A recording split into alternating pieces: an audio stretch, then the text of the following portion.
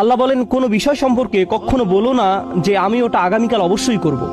এটা কখনো বলো না। তিনি আসলে বলেননি বলো না, লা তাকুল, তিনি বলেছেন লা তাকুলান্না, বলার সাহসও করো না, কখনো না যে কোনো কিছু সম্পর্কে যে আমি অবশ্যই আগামীকাল এটা করব।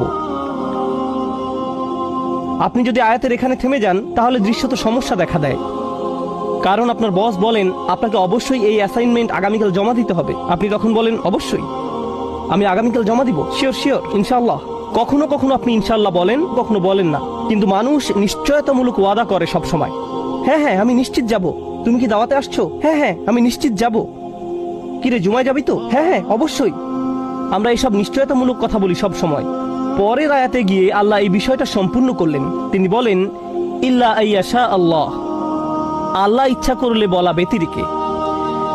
একমাত্র ব্যতিক্রম হলো আমার এটা করার ইচ্ছা শতভাগ যদি আল্লাহ ইচ্ছা করেন। এই জন্য মুসলিম সংস্কৃতিতে আমরা যখন ভবিষ্যৎ নিয়ে কথা বলি আমরা ইনশাআল্লাহ শব্দ ব্যবহার করি।